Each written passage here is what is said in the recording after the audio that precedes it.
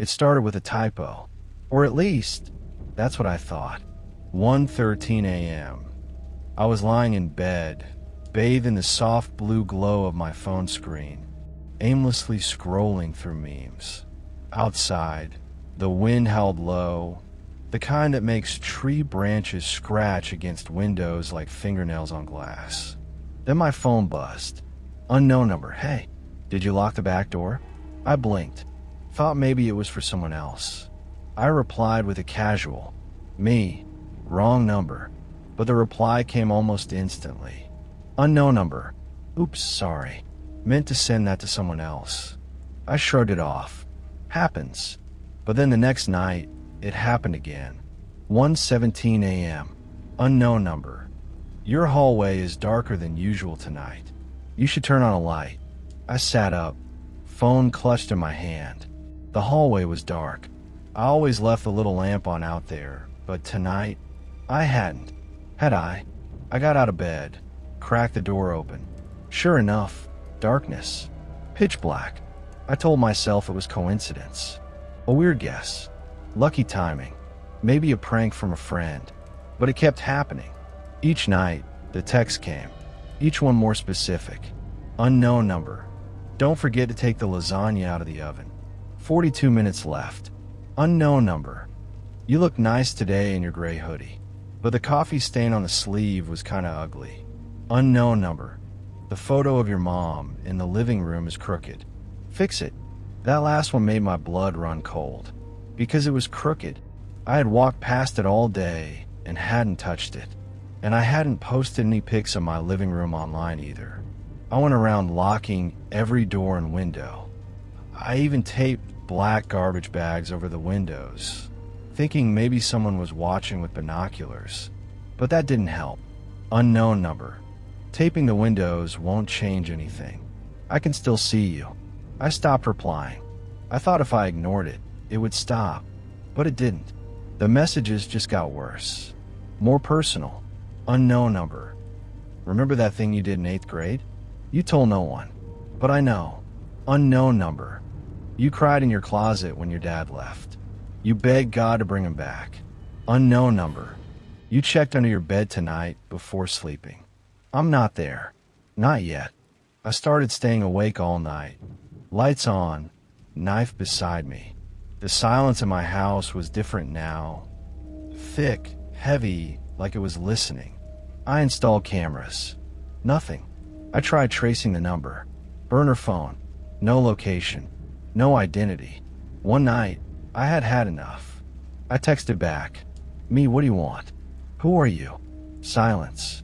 Then, after 3 minutes. Unknown number. I want to help you. I'm protecting you. But you're not listening. Me? Protecting me from what? No answer. Until the next night. Unknown number. They're already inside the house. My heart dropped. I checked every room. Nothing. Doors still locked. Then I realized I hadn't checked the basement. I barely went down there. It was unfinished, always cold, always damp, with an old furnace that wheezed like a dying animal. I crept down the stairs, every step creaking louder than it should have. The basement light flickered once, then came on. Nothing. Then my phone buzzed. Unknown number. Don't scream.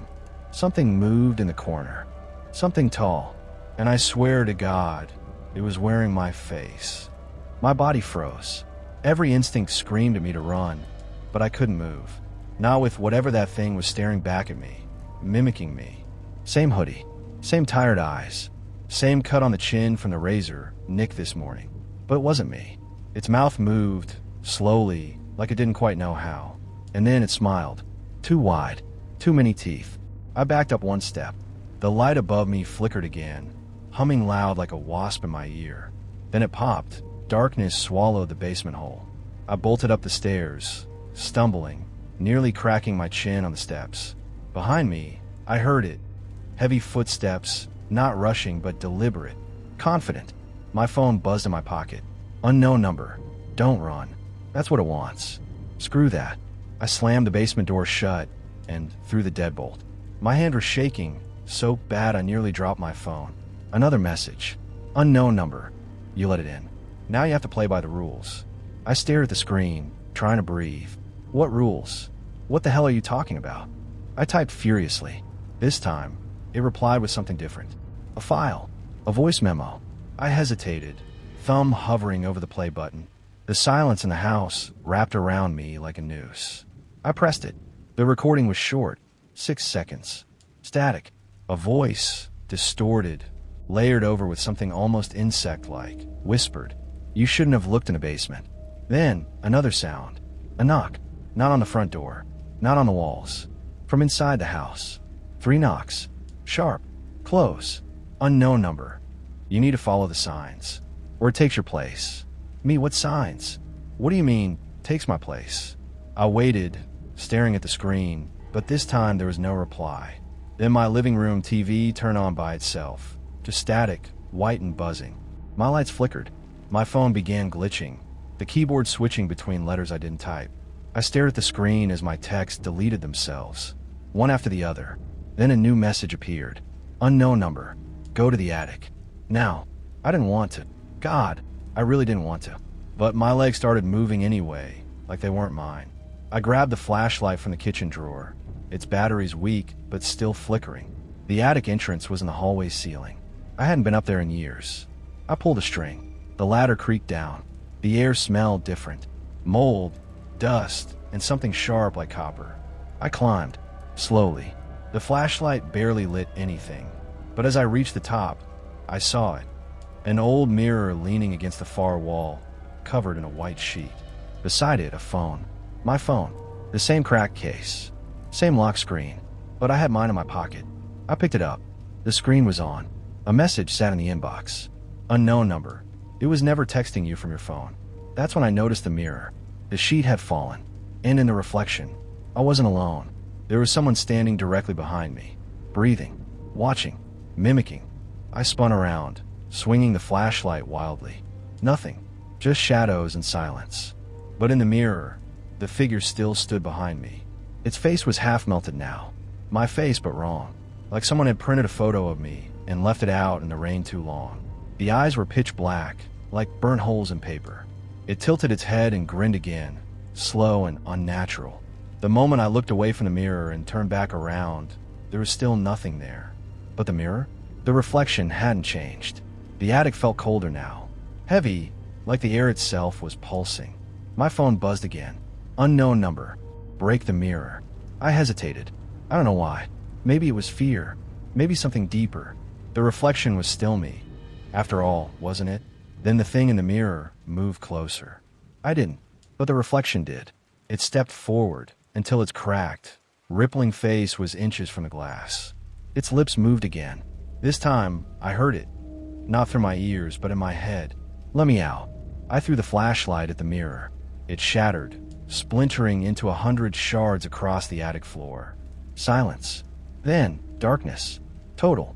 My phone screen went dead. The attic light gone. Even the moonlight through the vented slats disappeared. I was blind. And then breathing. Not mine. Close. Right next to my ear. I scrambled down the ladder, nearly falling and hitting my head. I ran through the house, lights flicking back on one by one, as if whatever it was watching, controlling everything. I collapsed in the living room, panting, phone still black in my hand. I was about to call the cops, or anyone. But when the screen finally turned back on, it wasn't my lock screen anymore. It was a photo of me, sleeping, from tonight. Except I hadn't slept, not even closed my eyes. The photo showed me lying in bed, and something crawling out of my closet in the background. Long arms, no eyes. Unknown number. You broke the mirror. That was the wrong choice. Then another message. Unknown number. There are 3 rules. And now you've broken 2. I stared at the screen, shaking. Before I could ask what the 3rd rule was, my front door creaked open. But not like someone was walking in. More like someone had just left. The door stood wide open, swaying gently like it had been caught in a slow breeze. Only, there was no wind, no sound, just a thick, suffocating silence that seemed to press against my ears. I crept toward it, every step heavy like I was walking underwater. Outside, the night looked wrong, darker than usual. No stars, No moon. Just a vast, black void beyond the porch, like the world had ended at my doorstep. Then another buzz from the phone. Unknown number. Final rule. Never answer the door. Too late. From the hallway, I heard slow footsteps. The kind that echo where there shouldn't be echo. I turned, expecting to see the mirror thing again. But it wasn't that. It was me. An exact copy. Clean hoodie. Calm expression. But its eyes were different. Glassy. Lifeless. Like a doll. It stared at me, unblinking. My phone buzzed once more. Unknown number. That's not a copy. That's the version of you that should have existed. The one that didn't make the wrong choices. What the hell do you want from me? I shouted. My voice cracked. I was on the edge. It smiled. I smiled. Then it spoke, and the voice was mine, but wrong. Slightly off, like it had been recorded and slowed down just a touch. You were never supposed to be alone. That's when it finds you. That's when I find you. I backed up, heart slamming against my ribs. The lights began to flicker again, but this time in a rhythm. Flash, flash, flash. And in those bursts I saw them. Dozens of them. In every room. Versions of me. Some tall, some pale, some twitching and grinning too wide. All of them staring at me like a mirror that finally cracked and let the reflections out. I screamed. I ran. Out the front door, into the void, into nothing. I expected cold, wind, air, but there was nothing. Just black and silence. Then, I woke up. In my bed. Morning light pouring through the curtains. Birds chirping. My phone beside me. Normal again. No strange messages. No static. No doppelgangers. Just peace. For a second, I thought it had been a nightmare. A long, vivid hallucination. Until I turned over and found my phone. Both of them. And only one of them buzzed. Unknown number. You chose the wrong reality. But don't worry. We'll make this one feel real soon enough. The screen glitched, and my reflection in the phone camera, it blinked before I did.